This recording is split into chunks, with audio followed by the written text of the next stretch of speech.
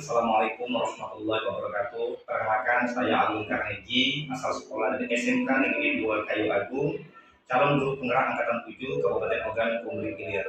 Pada kesempatan kali ini, saya akan melaksanakan supervisi akademis dengan Bapak Oki Orlando, salah satu guru teknik audio video.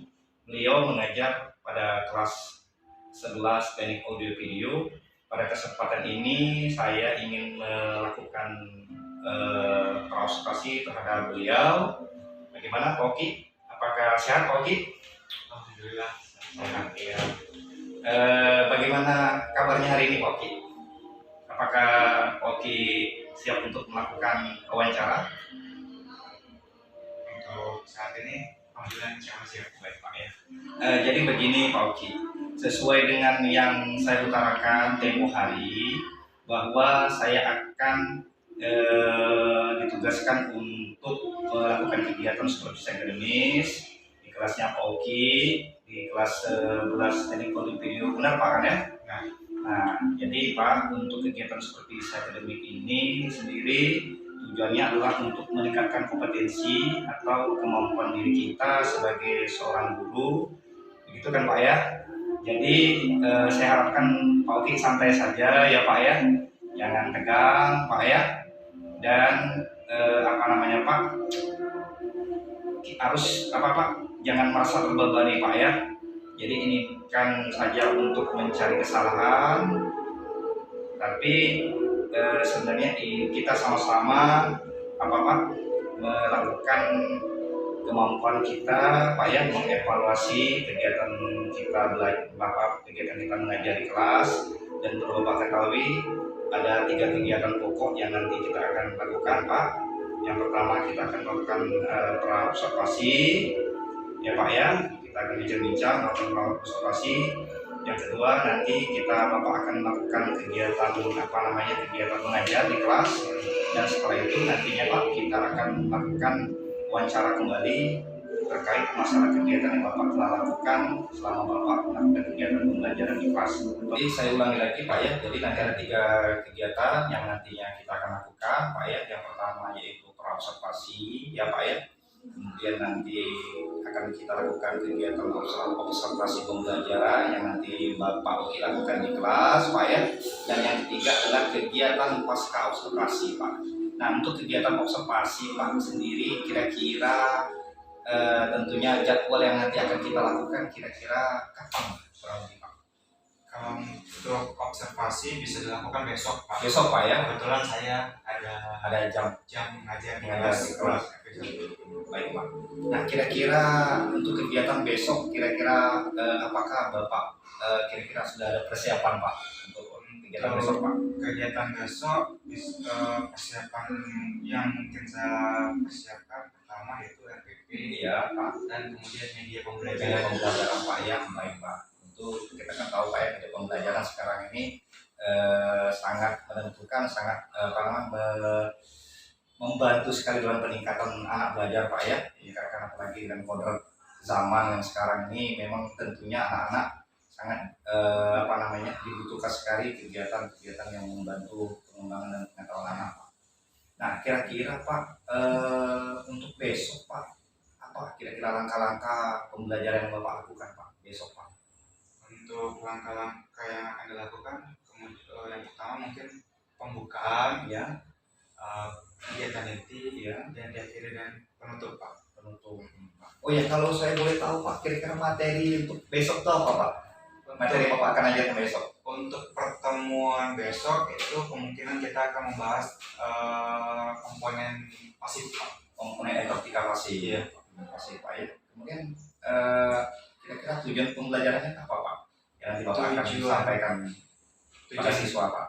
tujuan pembelajarannya yang pertama kita mungkin akan memberikan pengetahuan terlebih dahulu kepada siswa bagaimana atau apa itu tentang komponen elektronika Iya, pasif. jadi apa agar siswa dapat menjelaskan itu Pak ya, diharapkan agar siswa dapat mengerti tentang pengertian Pak ya, menjelaskan pengertian resistor dengan benar Pak ya, tujuan pembelajaran Pak ya.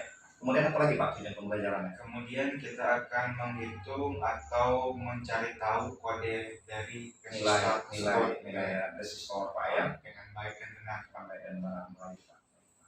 Nah, terkait dengan langkah-langkah pembelajaran yang tadi Bapak sampaikan, ada 3 kegiatan.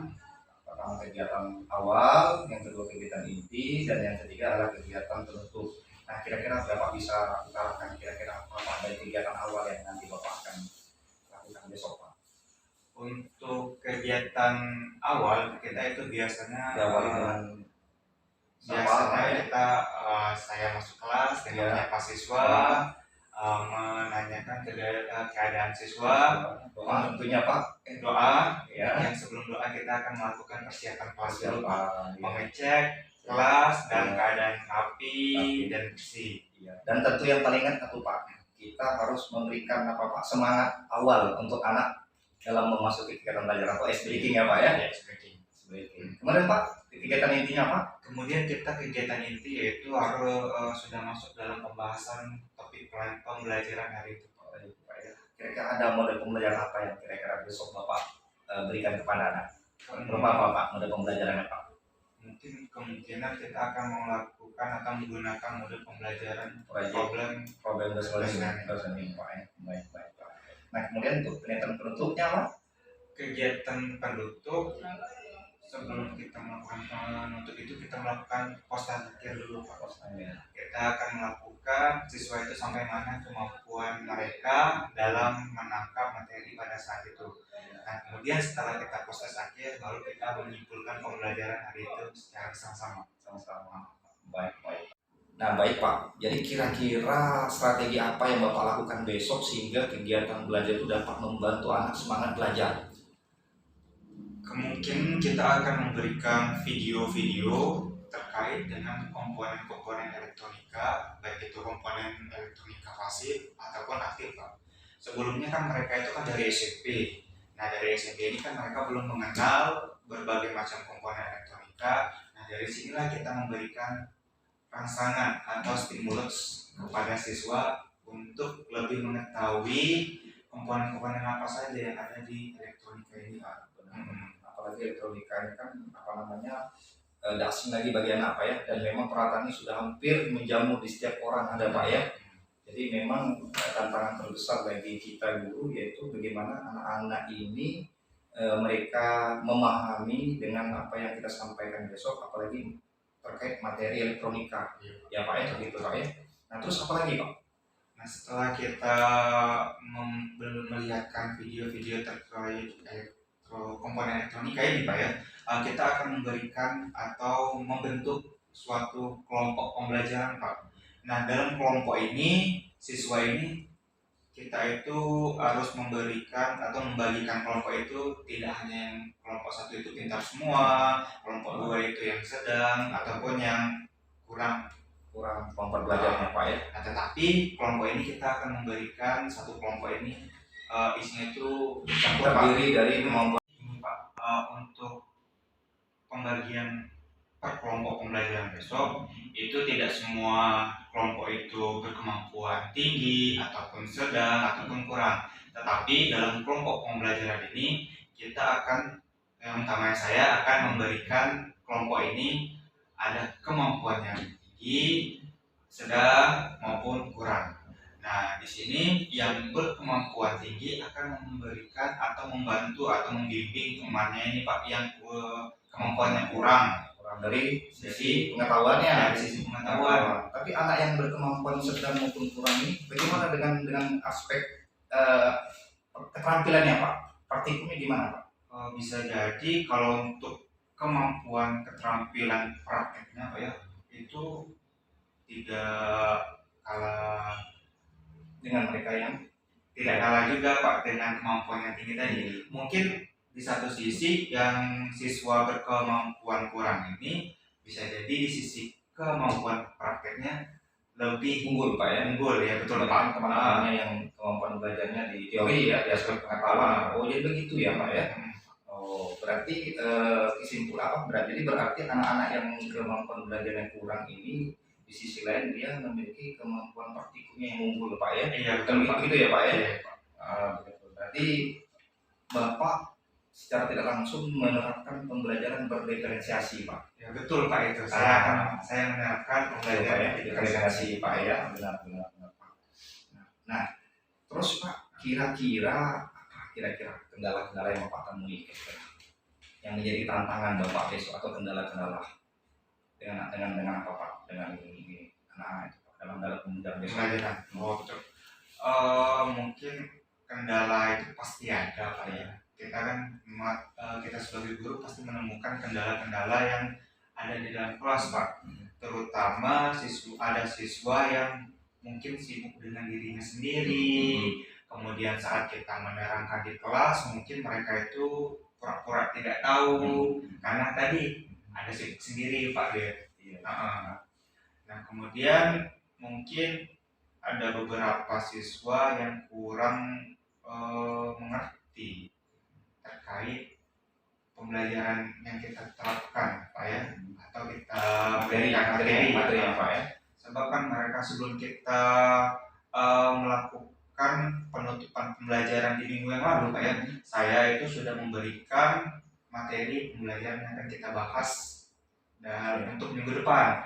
Nah tapi ada beberapa siswa mungkin tidak mau tahu terkait materi yang kita pelajari untuk minggu depan ini Pak. Terus apa upaya Bapak dalam mengatasi permasalahan ini Pak? Untuk upaya yang saya lakukan mungkin kita melakukan pendekatan kepada siswanya, kendala apa yang mereka hadapi di rumah. Mungkin bisa jadi mereka itu di rumah saat kita memberikan tugas ataupun materi minggu yang akan datang, bisa jadi mereka itu menolak orang tuanya Pak. Jadi mereka itu tidak sempat untuk mencari pembelajaran atau materi yang akan kita sampaikan pada minggu yang akan datang Pak ya. Untuk kendala-kendala yang kita hadapi dalam kelas tersebut Pak ya, nah kita itu pertama kita itu membuat kesepakatan bersama Pak. Nah jadi sudah Kesepakatan kelas Pak ya. kesepakatan kelas sudah kita tentukan, Mengajak anak-anak ya berdiskusi, kesepakatan kelas apa saja yang tidak boleh dilanggar dan harus dilakukan dan tidak boleh dilanggar Pak ya. Nah, kemudian kita menanyakan kepada siswa kesepakatan pembelajaran apa saja yang tidak boleh dilanggar saat kita belajar bersama. Betul. Ya, berarti Bapak juga menerapkan kesepakatan kelas ya sebelum kegiatan pembelajaran dimulai Pak ya. Baik Pak Oki, semoga saja apa yang tadi Pak Oki sampaikan terkait dengan rencana Bapak besok untuk melakukan kegiatan pembelajaran di kelas Pak ya, nanti Bapak akan terapkan di kelas, mudah-mudahan maksimal ya Pak ya, maksimal di kelas Bapak, dan tentunya Bapak akan mengalami kegiatan belajar itu dengan lancar dan bisa memperoleh ilmu Pak ya, bagi anak-anak Pak ya, yang memperoleh ilmu dengan bermakna seperti itu kan Pak ya. Jadi itu saja yang dapat saya sampaikan dalam kesempatan hari ini Pak ya, dan saya rasa untuk kegiatan bincang-bincang kita hari ini sudah cukup Pak. Sampai ketemu besok dalam kegiatan observasi di kelas ya Pak ya. Oke, makasih Pak Karis, Pak Oki ya.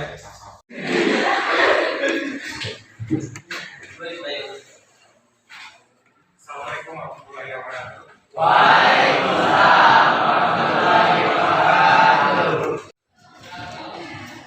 Baik, kepada ketua kelas, tolong dipersiapkan kelas sebelum kita mulai pembelajaran ini. Pada Yasin, silakan. Siap. Beri salam. Assalamualaikum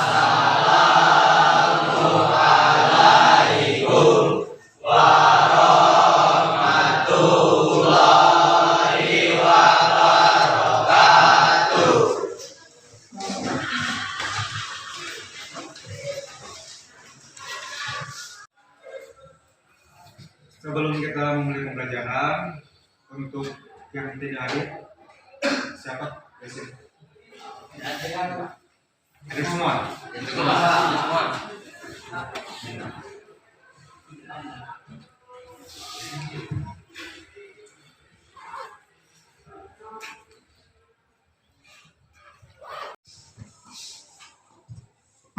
Baik, sebelum kita memasuki pembelajaran hari ini, Pak akan bertanya materi pembelajaran minggu kemarin. Siapa yang tahu? Tentang Syadin? Tentang komponen pasif.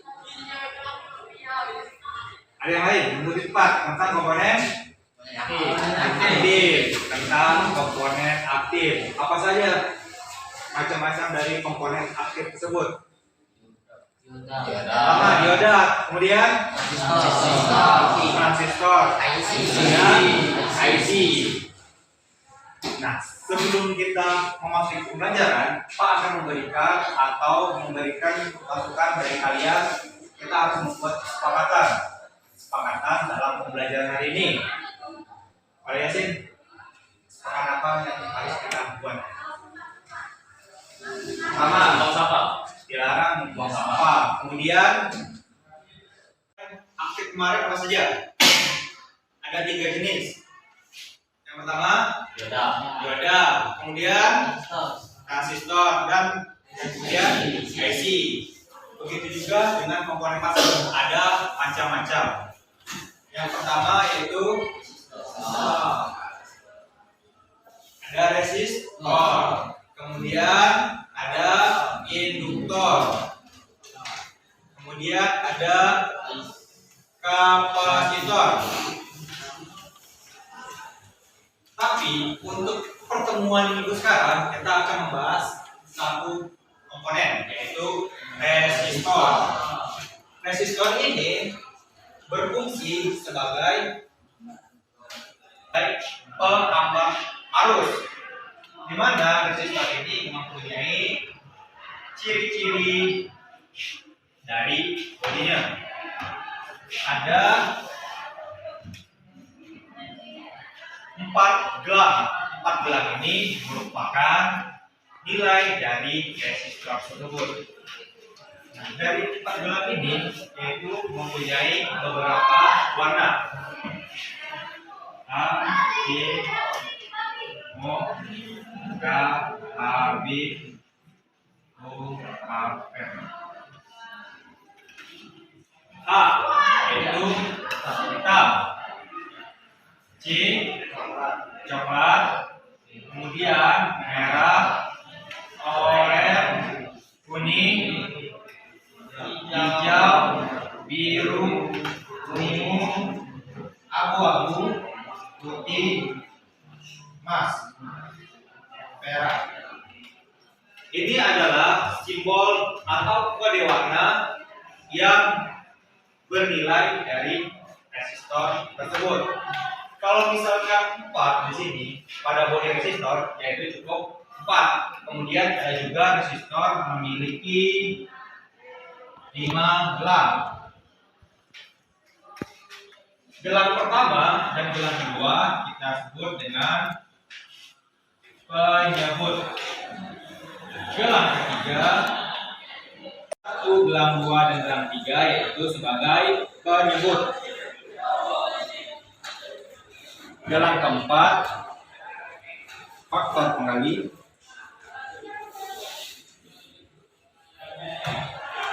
Gelang kelima, toleransi. Sampai sini ada pertanyaan? Baik, Yasin. Untuk cara menghitung resistor. Nah, untuk cara menghitung resistor, kita harus melihat kode warna pada bodi resistor tersebut. Nah, dapat kita lihat ada tabel gelang warna dari resistor.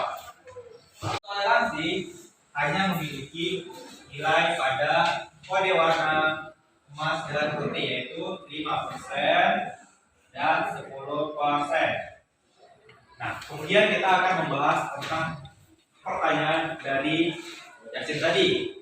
Misalkan ada resistor memiliki 4 4 gelang. 1, 2, 3, 4. Gelang 1, 2, 3, 4. Kita ambil contoh coklat, kemudian ada kuning, kemudian ada merah dan emas. Gelang 1, gelang 2 kita sebut dengan faktor penyebut. Lihat coklat ini warnanya tipe faktor penyebut bernilai 1. Kemudian kuning berapa? 4. Kemudian merah faktor pengkali gelang 3 yaitu 10 pangkat 10 pangkat 2. Dan emas memiliki 5%. gelang keempat yaitu toleransi sebesar 5%. Sampai sini paham? Untuk memasukkan gelang atau nilai pada resistor. Paham? Nah, langkah selanjutnya gelang 1 dan gelang 2 kita satukan yaitu menjadi 14. Kemudian 10 pangkat 2. 10 pangkat 2 itu yaitu nolnya itu 2. Berarti 100. Kemudian 5% kita turunin saja. Nah, kemudian langkah selanjutnya 14 dikali 100 kurang lebih 5%. Sampai sini paham?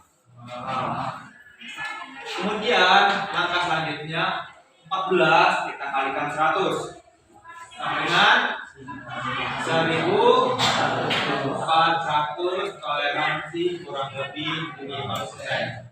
Dan jangan lupa resistor ini memiliki satuan ohm disebut dengan ohm sama dengan 1400 ohm dengan toleransi 5%. Kemudian setelah ohm ini itu bisa kita singkat menjadi kilo ohm. Bagaimana caranya untuk menyingkat dari ohm ke kilo? Yaitu dibagi dengan 1000. 1400 dibagi 1000 sama dengan 1,4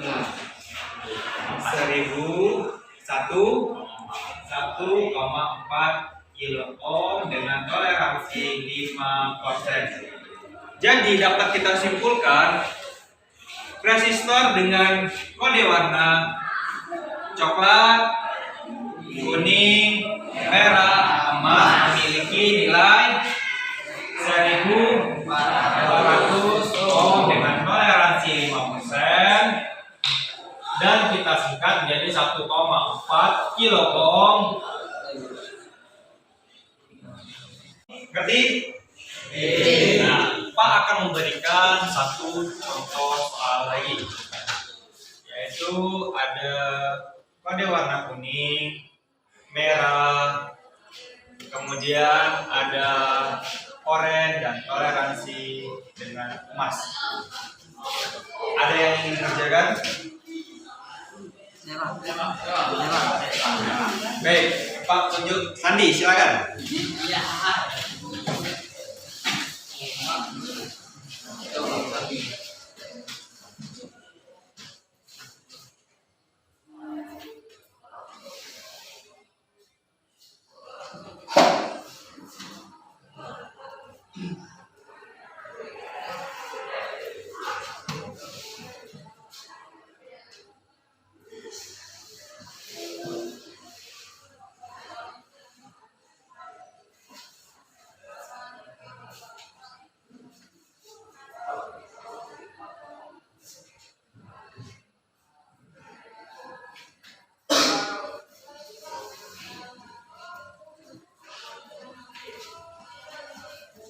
Baik, sampai sini dari jawaban Sandi tadi sudah benar atau belum? Benar. Menurut kalian benar, tapi di sini untuk satuan itu salah penempatan. Itu 42.000 ohm, bukan di sini ya satuannya, tapi di dekat dengan kode atau nilai dari resistor tersebut. Baru kurang lebih 5%. Bisa disingkat dengan kilo? Bisa menjadi 42 kilo toleransi 5%. Nah, sampai sini sudah paham kan? Selanjutnya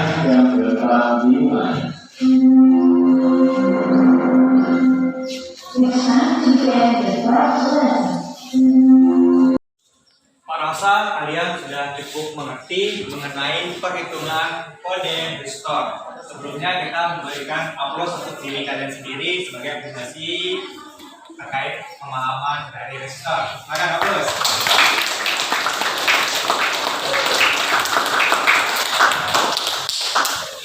Untuk berikutnya, Pak akan memberikan post-test atau tugas terkait dari perhitungan restore. Silakan untuk buku tugas dikeluarkan. Pak akan memberikan soal sebanyak kurang lebih 3. Jadi silakan kerjakan sendiri-sendiri untuk menguji pemahaman kalian dalam perhitungan kode restore. Untuk penugasan 1, 2, 3 sudah selesai? Para ketua kelas tolong kumpulkan tugas dari yang tadi.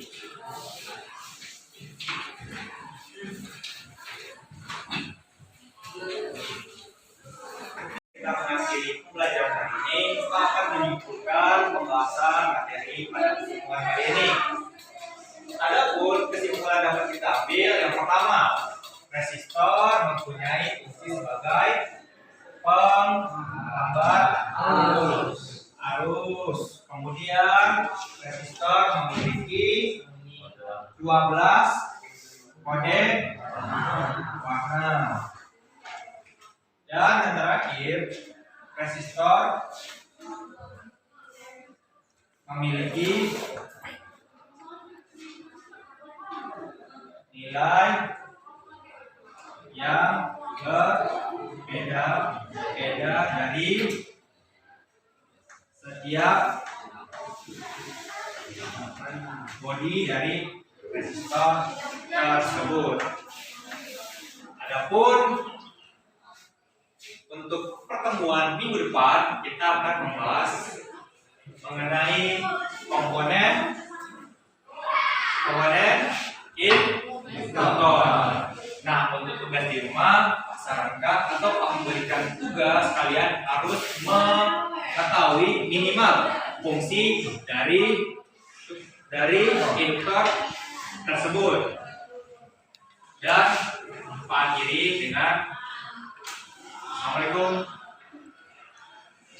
Dan Pak, sebelum kita mengakhiri, pada ketua kelas silakan pimpin doanya untuk persiapan mata pelajaran berikutnya pada Yasin sekarang. Sebelum kita mengakhiri pelajaran pada hari ini, kita selesai.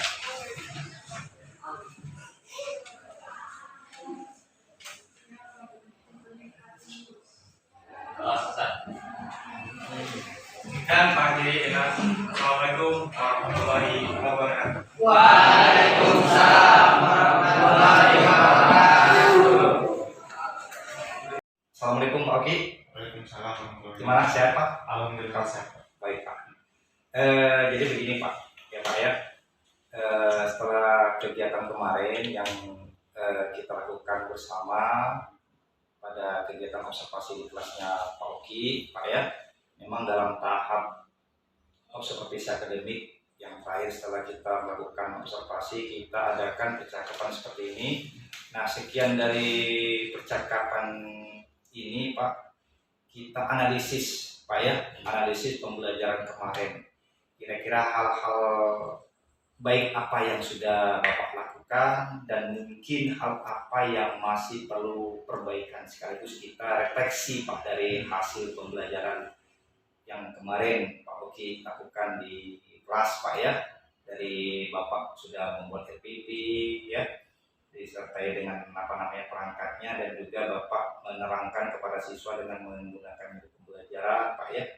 Menurut Bapak sendiri kira-kira apa atau hal apa yang sudah berjalan dengan baik Pak dan hal apa saja yang masih perlu Bapak perbaiki selanjutnya? Untuk yang harus diperbaiki kemungkinan itu terkait media pembelajaran. Media pembelajaran benar-benar Ya, Pak. media pembelajaran ini dirasa siswa itu belum cukup bergairah bisa jadi Pak ya untuk melihat videonya. Iya. Mungkin nanti kedepannya itu kita terutama saya itu akan membuat video pembelajaran atau media pembelajaran dari berbagai sumber Pak ya. Iya. Mungkin saya bisa jadi lihat di YouTube atau tanya dengan rekan-rekan guru Sejawat Pak ya, sejawat di kelas, yang Pak, ada ya. di kelas ataupun di bengkel Pak ya. Atau komunitas Pak ya, komunitas guru dari Komunitas. produk audio video Pak ya, Iya. di ini apa itu kegiatan ini Pak ya, komunitas guru dari audio video Pak ya. Untuk komunitas saya ikut Pak. Saya ikut Ah, Pak, ya. sudah. Mungkin bisa berbagi sharing. Betul Pak. Di situ Pak, ya. saya pertama kayak bisa sharing, betul yang dibilang Pak Alvin tadi, sharing, kemudian berbagai ilmu yang diberikan oleh teman-teman sejawat yang belum saya dapat. Memang benar Pak Oki ya, saya juga melihatnya seperti itu Pak Oki. Jadi pada saat Pak Oki menampilkan video pembelajaran, memang fokus anak-anaknya tertuju pada materi yang Pak Oki sampaikan, atau video yang Pak Oki tayangkan. Ya, kemudian yang perlu menjadi catatan ya Pak Oki ya, terkait dengan hal yang masih perlu perbaikan tadi. Dan untuk sebagai perbaikan Pak ya, bahwa kemarin pada saat diskusi ada 2 poin ya Pak ya, untuk anak-anak masih belum sepenuhnya aktif, dan juga pada saat anak-anak disuruh untuk mempresentasikan, anak-anak masih malu-malu. Menurut saya sendiri ya Pak ya, jika nantinya dalam pembelajaran selanjutnya terjadi hal yang demikian lagi, jadi anak masih belum aktif dan juga anak-anak disuruh maju kok masih malu-malu, mungkin apa yang bisa membuat atau yang membuat bagaimana cara Pak Oki itu menumbuhkan semangat rasa percaya diri pada anak Pak. Yang pertama saya Pak ya, kira-kira pertama gimana Pak? Bagaimana cara menumbuhkan rasa percaya diri? Pertama gimana Pak? Bisa jadi Pak, yang harus dilakukan siswa itu yang pertama ya, untuk meningkatkan rasa percaya diri mereka itu harus menguasai materi pembelajaran Pak. Dengan menguasai materi pembelajaran, siswa pasti Pak ya dengan PD untuk menerangkan atau mempresentasikan hasil diskusi mereka ke depan kelas. Kemungkinan kalau malu-malu mungkin bisa jadi ya, mungkin grogi Pak ya, grogi, takut salah, karena kan siswa juga belajar Pak ya. Kemudian ada nggak yang kira-kira yang lain, ada nggak Bapak berupaya untuk menjadikan siswa ada peningkatan sosial emosional Bapak kepada anak itu, sehingga anak itu tidak merasa bahwa guru itu gimana Pak ya, jadi merasa mereka menganggap kita sebagai teman mereka, rekan mereka Pak ya, untuk ada seperti itu Pak.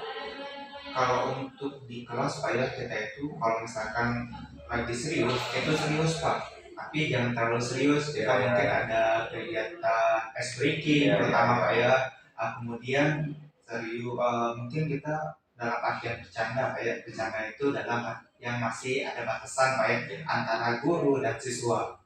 Nah, mungkin itu pendekatan yang akan sudah saya lakukan. Jadi mereka itu baik saya sama siswa tidak terlalu tegang ataupun tidak ada batasan. Mungkin ada batasan pasti ada Pak ya, tapi tidak terlalu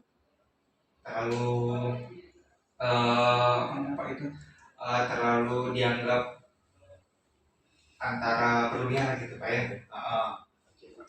Kemudian Pak, bagaimana perasaan Bapak telah mengalami serangkaian supervisi akademis mulai dari praobservasi, kemudian observasi dan pasca observasi itu sendiri. Bagaimana Pak? Setelah diobservasi untuk pembelajaran kelas Pak ya, Iya, bagaimana rasanya gitu Pak? rasanya itu lebih persiapan yang saya lakukan, kemudian untuk siswa pun lebih fokus pada pembelajarannya dan untuk hasilnya pun meningkat Pak ya. Nah, kemudian menurut Pak Uki sendiri dari pembelajaran yang selama ini Bapak lakukan, mana yang kira-kira yang menurut Bapak lebih baik? Apakah yang selama ini Bapak lakukan di kelas ataukah kegiatan kemarin Pak? Untuk pembelajaran kelas bisa kita sebut yang kemarin. Yang kemarin Pak ya, dari yang selama ini Bapak lakukan Pak ya? Ya Pak, kan pelajaran diferensiasi sosial emosional itu jauh lebih meningkat Pak ya, lebih baik. Bapak lakukan Pak ya? Betul Pak, perbedaan yang saya sudah lakukan dengan yang kemarin Pak itu jauh lebih meningkat Pak ya, baik itu dari sisi media pembelajaran maupun dari siswanya Pak, itu sangat antusiasnya berbeda Pak ya, luar biasa sekali Pak Uki ya. Jadi dari serangkaian supervisi akademis yang kita lakukan kemarin, alhamdulillah Pak dapat berjalan dengan lancar. Sudah kita lakukan, sudah kita lewati, dan semoga saja dalam proses Bapak kegiatan kemarin terdapat bermanfaat Pak ya, dan dapat barokah. Kita semua dari Bapak dan tentunya akan bisa meningkatkan kegiatan belajar dan kebiasaan dalam belajar Pak ya di kelas, dan dapat mengembangkan diri lagi menjadi guru yang lebih baik. Terima kasih Pak Uki ya buat kesediaan Bapak dalam waktunya untuk melakukan seperti ini Pak ya. Cukup sekian dan saya Assalamualaikum warahmatullahi wabarakatuh. Terima kasih Pak Uki.